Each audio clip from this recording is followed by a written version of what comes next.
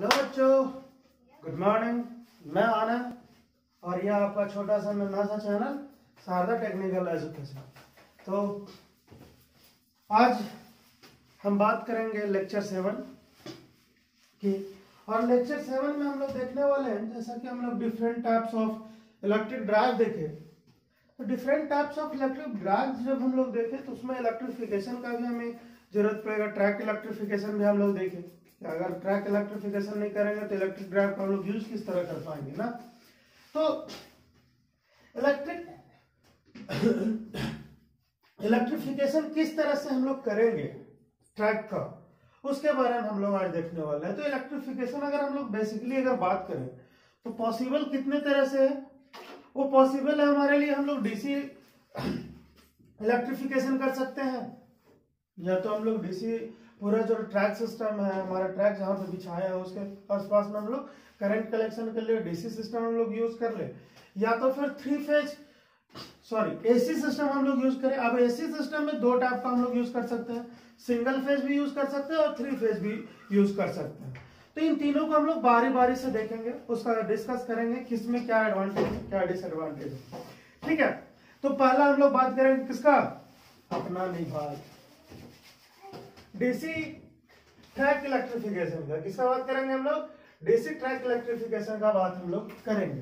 तो DC track electrification में basically urban service के लिए 600 वोल्ट टू 750 वोल्ट यूज किया जाता है। कितना यूज किया जाता है बच्चों, ये ऑब्जेक्टिव टाइप क्वेश्चन में आता है कि डीसी इलेक्ट्रिफिकेशन के लिए अर्बन एरियाज में जो वोल्टेज का रेंज रहता है, सप्लाई वोल्टेज होता है, वो कितना होता है, तो 600 टू 750 वोल्ट होता है, याद रखना।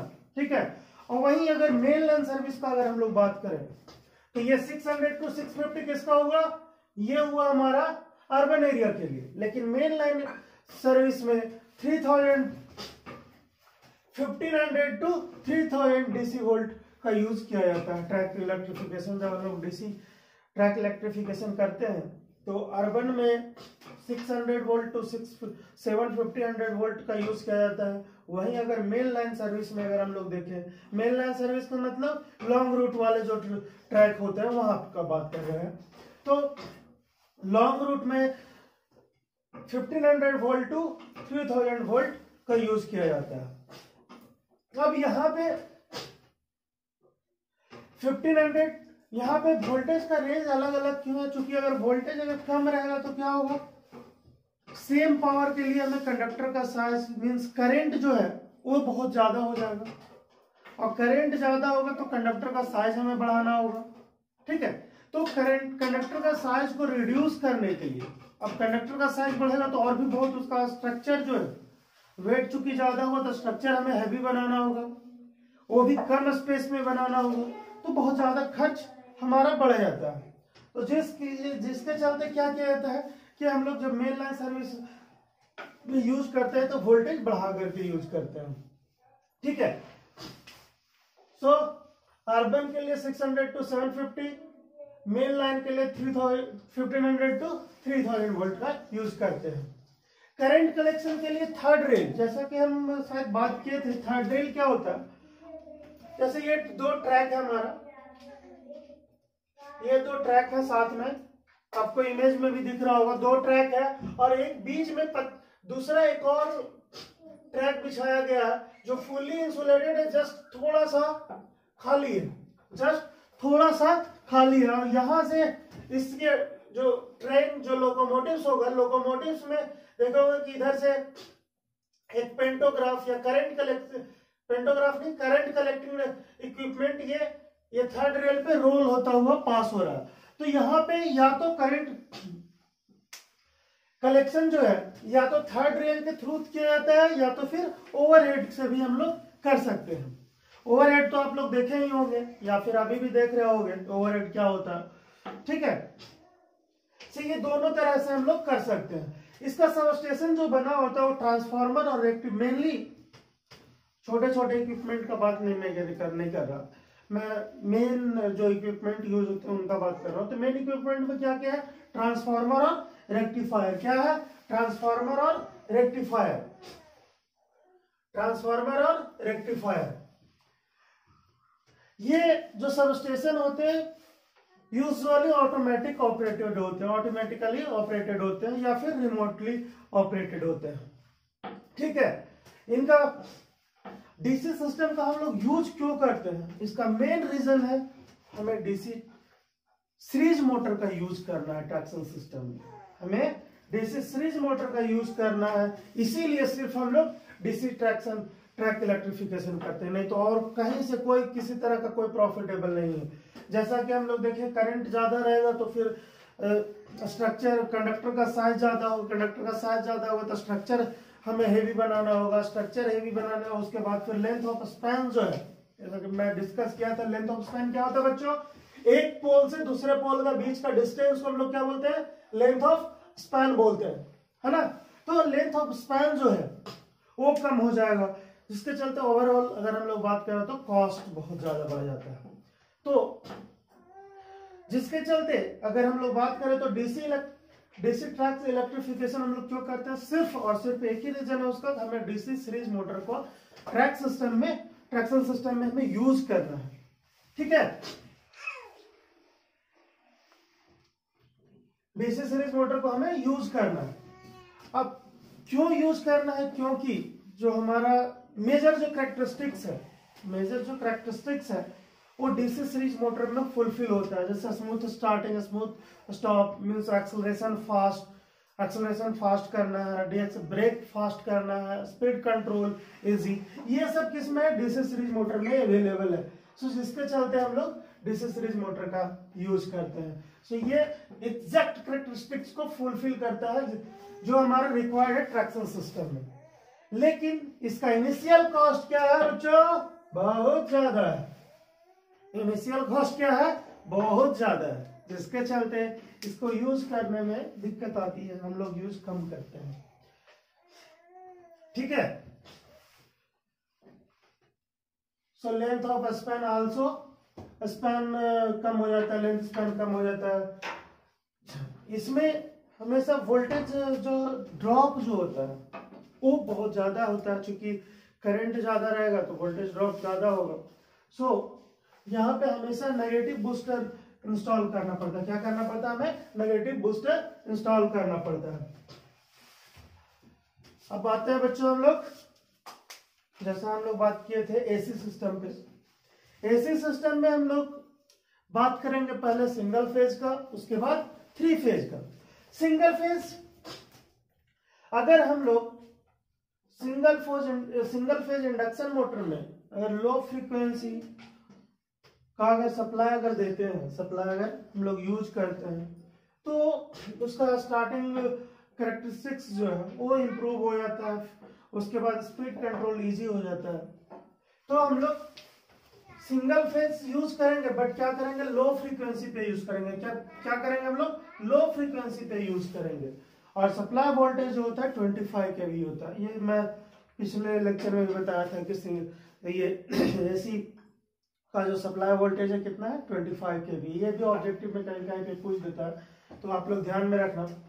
इफ लो फ्रीक्वेंसी, जैसा मैं बताया कि if low frequency single phase AC supply is used for AC series motor, it improves communication properties, power factor and efficiency. अगर सिंगल फेज एसी अगर यूज किया जाए सिंगल फेज इंडक्शन मोटर में low frequency का, तो ये इसका communication properties जो है या फिर पावर फैक्टर है, इफिशियंसी ऑफ जो मोटर है वो इंप्रूव कर जाता है, तो इंप्रूव कर जाता है।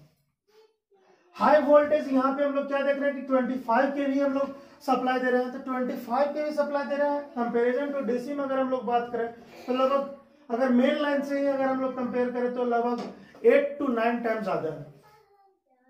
तो जिसके चलते क्या होगा, करंट कम हो जाएगा, और करंट अगर कम हो जाएगा तो क्या होगा बच्चों, आपके दिमाग में खटका होगा, टाक, क्या खटका, चलो नहीं खटका तो खटकाते हैं। अगर करंट अगर ज्यादा कम होगा तो कंडक्टर का साइज भी कम हो जाएगा, और कंडक्टर का साइज अगर कम हुआ तो हमारा वेट जो है वो कम हो जाएगा, और वेट कम होगा तो हमें जो स्ट्रक्चर खड़ा करना है उसका स्ट्रेंथ, मैकेनिकल स्ट्रेंथ जो होना चाहिए वो कम भी होगा तो भी हमारा चलेगा। सो मैकेनिकल स्ट्रेंथ उसका कम हो जाएगा। लेंथ ऑफ स्पैन जो है, एक पोल से दूसरे पोल का जो डिस्टेंस है वो हमारा बढ़ जाएगा। ठीक है, तो ये सब प्रॉफिट होगा, मीन्स इंस्टॉलेशन कॉस्ट जो है वो रिड्यूस हो जाएगा compare to DC system. DC system के कंपैरिजन में इसका कम हो जाएगा इंस्टॉलेशन कॉस्ट। ठीक है बच्चों, और दूसरा एडवांटेज क्या है कि एक तो हम लोग हायर वोल्टेज सप्लाई यूज कर रहे हैं, जिसके चलते करंट का साइज कम हो जा रहा है, करंट हमारा कम हो जा रहा है, साइज करंट हमारा कम हो जा रहा है। करंट कम होगा तो कंडक्टर का साइज कम होगा। उसके साथ साथ में लो फ्रीक्वेंसी जो हम लोग यूज कर रहे हैं, वो इंपीडेंस को लो कर दे रहा है, जैसा हम लोग जानते हैं XL equal to 2 pi FL। ठीक है, सो फ्रीक्वेंसी रिड्यूस होगा तो एक्सएल भी रिड्यूस होगा। ठीक है बच्चों, ध्यान से, अगर फ्रीक्वेंसी लो रहा तो इंपीडेंस कम होगा, क्योंकि इंपीडेंस जो है वो डायरेक्टली प्रोपोर्शनल है फ्रीक्वेंसी का। ठीक है, तो आगे हम लोग बात करने वाले हैं। सो हम लोग अभी इंपीडेंस देखे, इंपीडेंस कम हो गया, इंपीडेंस लॉस कम हो गया। अब यहाँ पे हम लोग क्या देखे, करंट कम है, जिसके चलते हमारा जो ड्रॉप है वो भी कम हो जाएगा, वोल्टेज ड्रॉप भी कम हो जाएगा। वोल्टेज ड्रॉप कम हो जाएगा तो क्या हो जाएगा, हम लोग सबस्टेशन का जो लेंथ ऑफ स्पैन जो है, एक सबस्टेशन से दूसरे सबस्टेशन का जो डिस्टेंस है वो हम लोग इंक्रीज कर सकते हैं। सो लॉन्गर डिस्टेंस पे हम लोग सबस्टेशन को इंस्टॉल कर सकते हैं। सो सबस्टेशन का भी कॉस्ट रिड्यूस हो जाएगा। इसमें सबस्टेशन कंसिस्ट मेनली किस चीज से होता है, ट्रांसफार्मर और फ्रीक्वेंसी कन्वर्टर इक्विपमेंट से। किस चीज से, ट्रांसफार्मर और फ्रीक्वेंसी कन्वर्टर इक्विपमेंट से बना होता है। फ्रीक्वेंसी कन्वर्टर बना किस चीज का होता है, 3 फेज सिंक्रोनस मोटर से, और वो कपल्ड होता है अल्टरनेटर सेट से। सो एक तरह से बोल सकते हैं कि हम लोग जो हमारा सप्लाई आता है 50 हर्ट्ज पे, जो जनरेट होने के बाद पावर प्लांट से जो सप्लाई होता है, पावर प्लांट पे हम लोग चूंकि वेरियस प्लेसेस पे यूज करते हैं हम लोग, सो जिसके चलते वहां पे तो 50 हर्ट्ज ही प्रोड्यूस किया जाता है। अब वहां से 50 हर्ट्ज जो आता है उसे सब स्टेशन पे उसका फ्रीक्वेंसी को चेंज किया जाता है। फ्रीक्वेंसी अभी अगर बात करें तो फ्रीक्वेंसी कन्वर्टर डिवाइस भी है, ये फ्रीक्वेंसी कंट्रोल, ये पावर इलेक्ट्रॉनिक डिवाइस का यूज करके हम लोग फ्रीक्वेंसी रिड्यूस कर सकते हैं। लेकिन पहले के समय में क्या किया जाता था, सिंक्रोनस मोटर को जो सप्लाई है उससे हम लोग रन करवाते थे, और उससे हमारा एक अल्टरनेटर कपल्ड होता था, और उस अल्टरनेटर से फिर हम लोग लो फ्रीक्वेंसी का पावर जनरेट करते थे, और उसे हम लोग रेलवे के लिए फीड करते थे। तो यहाँ पे फ्रीक्वेंसी कन्वर्टर के लिए हम लोग 3 फेज सिंक्रोनस मोटर और अल्टरनेटर का एक सेट का यूज किया करते थे। ठीक है, लोकोमोटिव में एक स्टेप डाउन ट्रांसफार्मर लगा होता है, जैसा कि हम लोग जब ये देख रहे थे इलेक्ट्रिक लोकोमोटिव्स में, जब हम लोग ब्लॉक डायग्राम वगैरह ये बना रहे थे, एक्सप्लेन कर रहे थे, तो वहां पे देखे थे कि एक स्टेप डाउन ट्रांसफार्मर का यूज करते हैं। ठीक है, तो लोकोमोटिव में एक ट्रांसफार्मर, स्टेप डाउन ट्रांसफार्मर लगा होता है। अब थोड़ा सा एडवांटेज में हम लोग देख ले, एडवांटेज क्या है, यहाँ पे number of substation come required है, पोल्स कम है, लेंथ ऑफ स्पैन चूंकि बढ़ जाएगा पोल के बीच में। तो और डिसएडवांटेज क्या है कि यहाँ पे फ्रीक्वेंसी अलग से हमें फ्रीक्वेंसी कन्वर्टर का रिक्वायरमेंट है, सो फ्रीक्वेंसी कन्वर्जन का यहाँ पे जरूरत पड़ेगा। ठीक है, तो हम लोग बच्चों अभी तक के देखे single phase AC track electrification system हम लोग देखे। अब हम लोग देखेंगे 3 phase AC track electrification. 3 phase AC track electrification, यहाँ पे भी लो फ्रीक्वेंसी हम लोग यूज करेंगे, इसीलिए हम लोग टॉपिक का नाम दिए हैं 3 फेज लो फ्रीक्वेंसी सिस्टम। इसीलिए हम लोग नाम क्या दिया है, 3 फेज लो फ्रीक्वेंसी सिस्टम नाम दिया है। सो 3 फेज लो फ्रीक्वेंसी सिस्टम में क्या किया जाता है कि 2 ओवरहेड कंडक्टर, चूंकि यहाँ पे 3 फेज है थ्री फेज सिस्टम का यूज कर रहे हैं तो यहाँ पे 3 कंडक्टर का हमें रिक्वायरमेंट होगा। सो 3 कंडक्टर का रिक्वायरमेंट है, इन सेंस हमें क्या कर सकते हैं हम लोग, 2 कंडक्टर हम लोग ओवरहेड ले लें और एक थर्ड रेल से हम लोग ये कर ले, थर्ड रेल का यूज कर ले। ठीक है, सो यहाँ पे 2 ओवरहेड कंडक्टर का यूज किया था और एक थर्ड रेल का यूज किया था, तो ये तीनों फेज बना करके 3 फेज सिस्टम बनाया जाता है। ठीक है बच्चों, कोई कंफ्यूजन? जैसे कि ये हमारा एक लाइन है, ये दूसरा लाइन, ये हो गया ओवरहेड सिस्टम। ठीक है, और तीसरा एक ट्रैक थर्ड रेल, जैसा कि मैं बताया डीसी सिस्टम में, उसी तरह से यहाँ पे एक थर्ड रेल बनाया जाता है और उससे करंट कलेक्ट किया जाता है और ये 3 फेज सिस्टम बनाया जाता है। ये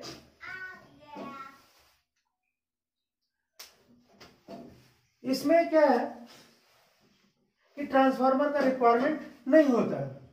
यहाँ पे हाई वोल्टेज से ही हम लोग काम चला लेते हैं, हाई वोल्टेज से करंट का क्वांटिटी हमारा बल्कि कम हो जाता है, करंट कम हो जाता है। और इंडक्शन मोटर जो है, 3 फेज इंडक्शन मोटर जो है वो रीजनरेटिव ब्रेकिंग के लिए सुटेबल है। 3 फेज इंडक्शन मोटर क्या है, रीजनरेटिव ब्रेकिंग के लिए सुटेबल है। बट दिक्कत कहाँ पे आती है, दिक्कत आता है ओवरहेड लाइन में। जब हम लोग ये करते हैं ओवरहेड लाइन जब बनाते हैं तो उसमें दिक्कत आता है।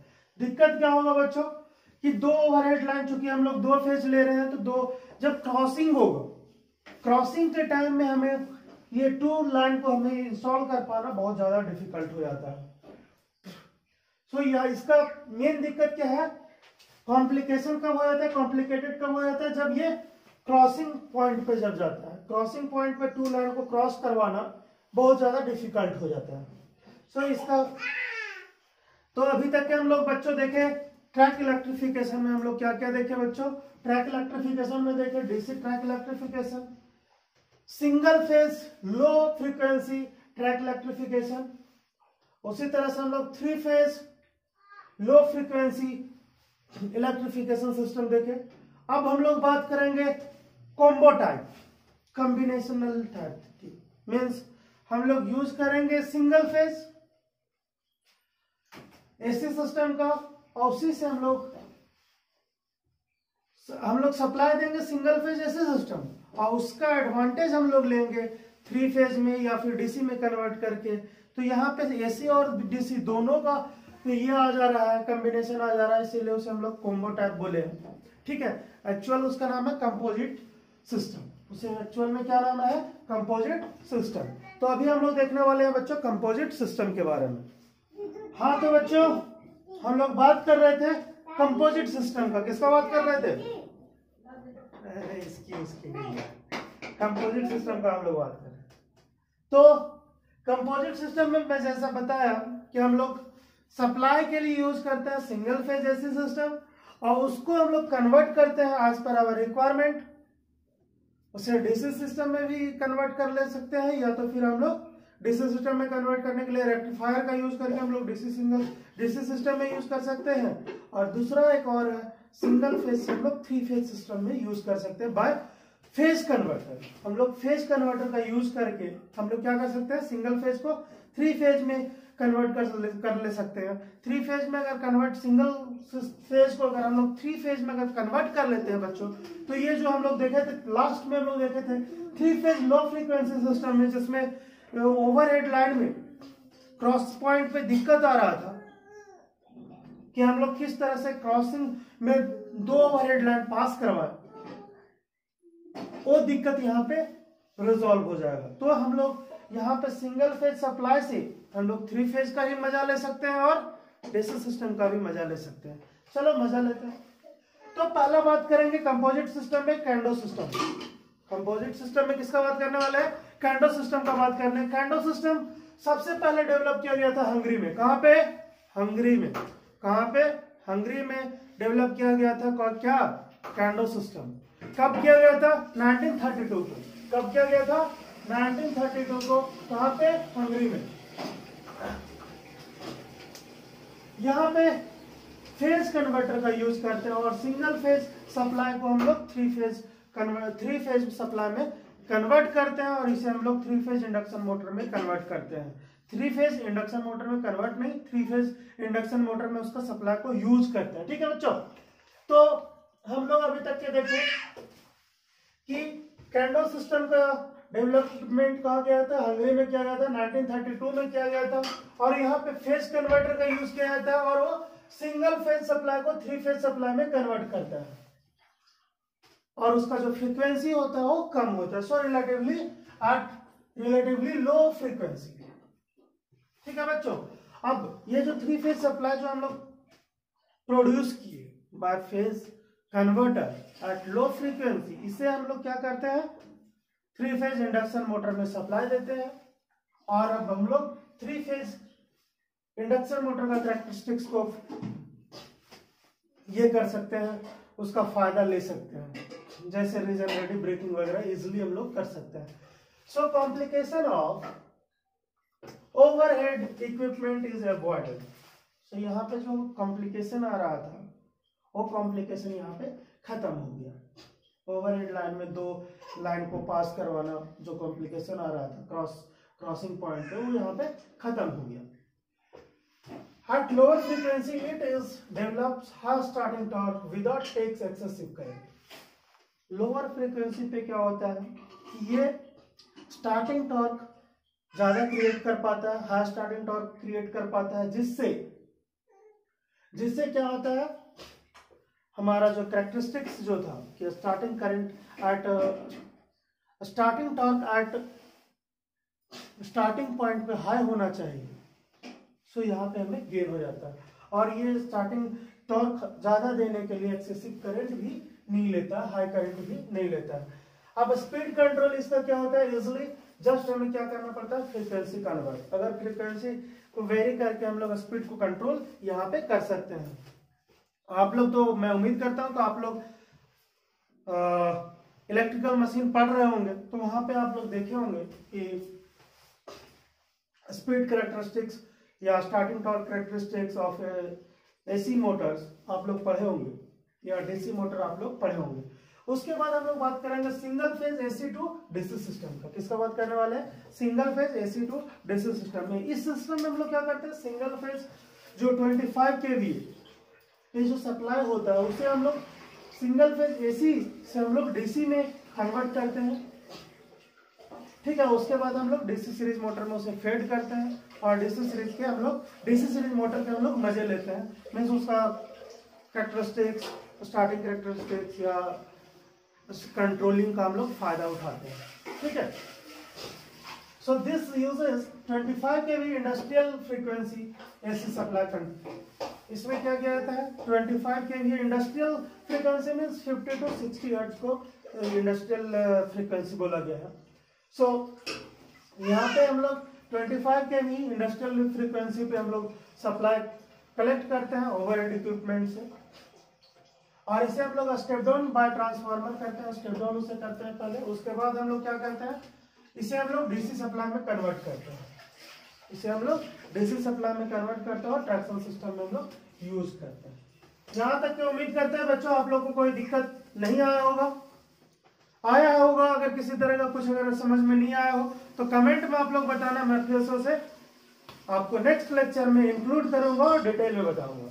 ठीक है, तो आते हैं, जैसा कि अभी हम लोग आप जानते हैं कंपैरिजन करने में मजा आता है, तो कंपैरिजन का बात करते हैं।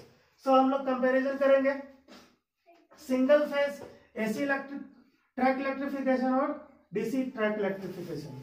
इस केस में single phase AC track electrification और दूसरा डीसी ट्रैक इलेक्ट्रिफिकेशन में हम लोग कंपेयर करने वाले हैं। सो कुछ पॉइंट ऑफ कंपैरिजन हम लोग डिसाइड करेंगे।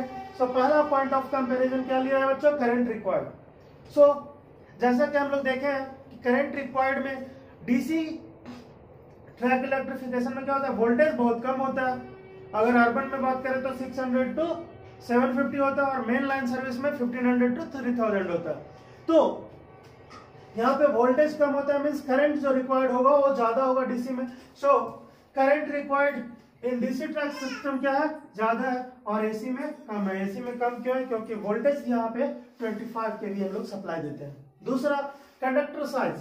अब जैसा कि बच्चों आप लोग पढ़े हुए होंगे, कंडक्टर साइज क्या, कंडक्टर साइज किस पे डिपेंड करेगा, करंट पे डिपेंड करेगा।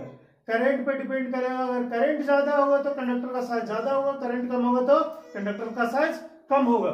सो कंडक्टर का साइज डिपेंड किस पे करेगा? करंट पे। सो यहाँ पे जैसा कि हम लोग देखे एसी सिस्टम में करंट कम होगा, जिसके चलते हम लोग बात करेंगे कि कंडक्टर का साइज भी पतला होगा। लेकिन डीसी ट्रैक इलेक्ट्रिफिकेशन में क्या होता है? करंट ज्यादा होता है, क्योंकि वोल्टेज कम होता है, तो करंट अगर ज्यादा होगा तो कंडक्टर का साइज भी ज्यादा होगा। सो ठीक है ध्यान, ऐसे सप्लाई सिस्टम यहाँ पे कंडक्टर का साइज क्या होगा? डीसी में ज्यादा होगा। उसी की तरह हम बात करेंगे बच्चों cost of foundation and structure. Cost of foundation and structure.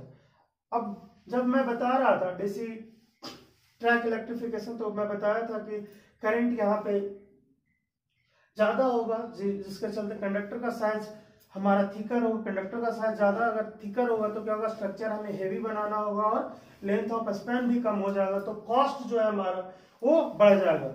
So cost of foundation and structure क्या होगा? डीसी सिस्टम में ज्यादा होगा। किस में ज्यादा होगा? डीसी में ज्यादा होगा। और एसी में करंट कम होगा, जिसके चलते कंडक्टर का साइज कम होगा, और कंडक्टर का साइज कम होगा तो लेंथ ऑफ स्पैन हम लोग बढ़ा सकते हैं। तो यहाँ पे हमें कॉस्ट हमारा कम होगा। उसके बाद बच्चों बात करेंगे सब स्टेशन रिक्वायर्ड। क्या? Substation required. Substation required में भी हम लोग देखे थे कि वहां पे हमें नेगेटिव बूस्टर, हमें डीसी सिस्टम में हमें नेगेटिव बूस्टर का यूज करना पड़ रहा था, क्योंकि वहां पे करंट ज्यादा है तो वोल्टेज ड्रॉप ज्यादा हो रहा था। अब वोल्टेज ड्रॉप ज्यादा हो रहा था, जिसके चलते हमें नेगेटिव बूस्टर का यूज करना था, और हमें क्या करना होगा? सब स्टेशन भी का जो स्पैन है वो भी कम हो जा रहा था, तो सब स्टेशन का रिक्वायर्ड जो होगा डीसी सिस्टम में ज्यादा होगा। सो डीसी सिस्टम में मोर होगा सब स्टेशन का रिक्वायर्ड, वहीं एसी में कम होगा, लेस होगा। स्पेसिंग बिटवीन स्टेशन के बीच का भी जो स्पेस है, मींस लेंथ ऑफ स्पैन जो है, वो एसी में चूंकि हम लोग हायर वोल्टेज पे यूज कर रहे हैं तो यहाँ पे ज्यादा होगा। यहाँ पे अभी तक हम लोग लेस चल रहे थे। लेस हमारा था सिंगल फेज में पॉइंट, जैसा कि हम लोग लिए थे उसके कंपैरिजन में, ऐसा नहीं। तो यहाँ पे स्पेसिंग बिटवीन स्टेशन क्या हो जाएगा? एसी में ज्यादा होगा। Space means length between sub station क्या होगा? ज्यादा रहेगा, और यहाँ पे कम होगा। सॉरी, ये वाला लेस होगा। उसके बाद capacity of sub station. Capacity of sub station AC का ज्यादा होता है और डीसी का लो होता है। ये सब किस पे डिपेंड हो रहा है? मेनली वोल्टेज पे। वोल्टेज का खेल है। वोल्टेज अगर ज्यादा रहेगा तो ये सब सारी चीजें ज्यादा गुड क्वालिटी हमें मिलेगी। अगर वोल्टेज कम होगा तो हमें ज्यादा दिक्कत होगा। तो जैसा कि आप लोग देख रहे हो, स्टार्टिंग इफिशियंसी, स्टार्टिंग इफिशियंसी का बात कर रहा हूँ, स्टार्टिंग टॉर्क का नहीं, ध्यान रखना। स्टार्टिंग इफिशियंसी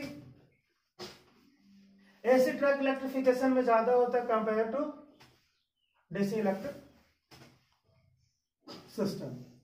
ठीक है। उसके बाद हम बात करेंगे interference with communication line. Interference with communication line. So interference अगर बात करें तो बेसिकली किस पर डिपेंड करेगा? ये फ्रीक्वेंसी पे और वोल्टेज पे डिपेंड करेगा। सो जैसा कि हम लोग एसी सिस्टम में देख रहे हैं कि यहाँ पे फ्रीक्वेंसी डेसिकम में फ्रीक्वेंसी होता है नहीं, जीरो होता है बोल सकते हैं। और एसी में फ्रीक्वेंसी अगर लो फ्रीक्वेंसी पर भी यूज कर रहा है तो भी फ्रीक्वेंसी है, तो और वोल्टेज भी ज्यादा है। तो यहाँ पे इंटरफेरेंस विथ कम्युनिकेशन लाइन जो मीन्स कम्युनिकेशन लाइन के साथ में जो इंटरफेयर जो इसका रहेगा वो ज्यादा होगा, इंटरफेरेंस ज्यादा होगा कंपेयर टू डीसी इलेक्ट्रिफिकेशन। यहाँ पे चूंकि वोल्टेज भी कम है, फ्रीक्वेंसी है ही नहीं, तो यहाँ पे जो कम्युनिकेशन लाइन को जो डिस्टर्ब जो करना है, इंटरफेयर जो उसके सिग्नल में जो होगा, क्योंकि यहाँ पे मैग्नेटिक लाइंस कम प्रोड्यूस होंगे, तो जिसके चलते यहाँ पे कम्युनिकेशन लाइन में इसका डिस्टर्बेंस कम होगा। उसके बाद तो हेलो बच्चों, तो हम लोग अप टू पॉइंट 8 तक के बात किए। ये जो अप टू पॉइंट 8 तक के हम लोग बात किए वो कंपैरिजन ट्रैक को लेकर के किए, ट्रैक इलेक्ट्रिफिकेशन को लेकर के किए। अब हम लोग पॉइंट 9 से जो करने वाले हैं मोटर को लेकर के कंपैरिजन करने वाले हैं। सो पॉइंट 9 है हमारा स्टार्टिंग टॉर्क। स्टार्टिंग टॉर्क अगर हम लोग जैसा कि हम लोग जानते हैं कि स्टार्टिंग टॉर्क जो होता है डीसी मोटर का ज्यादा होता है compare to AC motor. So starting torque जो होगा और रनिंग टॉर्क जो होगा मोर होगा किसमें, डीसी मोटर में ज्यादा होगा, और कम किसमें होगा, लेस होगा हमारा एसी मोटर में लेस होगा। उसके बाद वेट ऑफ मोटर का अगर हम लोग बात करें तो वेट ऑफ मोटर जैसा कि हम लोग डीसी सिस्टम में देख रहे हैं कि डीसी सिस्टम में क्या है, हमारा वोल्टेज कम है जिसके चलते करंट ज्यादा है। सेम पावर कैपेसिटी का अगर बात करेंगे तो करंट ज्यादा होगा, और करंट ज्यादा होगा तो हम बोल सकते हैं कि कॉइल का जो साइज होगा, कॉइल का में जो कंडक्टर का साइज जो होगा वो ज्यादा होगा। तो जिसके चलते क्या होगा, मोटर का वेट बढ़ जाएगा। सो डीसी सिस्टम में मोटर का जो वेट होगा वो ज्यादा होगा compare to AC. So AC में लेस इन वेट होगा और उसमें डीसी में मोर इन वेट होगा। इफिशियंसी का अगर बात करें तो इफिशियंसी हमारा एसी का कम होगा कंपेयर टू ओवरऑल अगर इफिशियंसी देखें तो, और वहीं अगर हम लोग बात करें डीसी में तो वहां पे ज्यादा होगा। उसी तरह मेंटेनेंस कॉस्ट अगर हम लोग देखें तो मेंटेनेंस कॉस्ट हमारा एसी सिस्टम में लो होगा कंपेयर टू डीसी सिस्टम में। रीजनरेटिव ब्रेकिंग हमारा एसी सिस्टम में लेस एफिशिएंट है, डीसी में हमारा ज्यादा एफिशिएंट है। ठीक है बच्चों, तो अभी यहां तक के हम लोग नेक्स्ट लेक्चर में लास्ट टॉपिक ये चैप्टर 1 का हमारा होगा। तो उसके बाद लास्ट टॉपिक होने के बाद कुछ क्वेश्चन हम लोग इंपॉर्टेंट क्वेश्चन जो बन सकता है चैप्टर 1 से उसके बारे में भी डिस्कस करेंगे। ठीक है बच्चों, तो आज का लेक्चर यहीं पे एंड करते हैं। Thank you.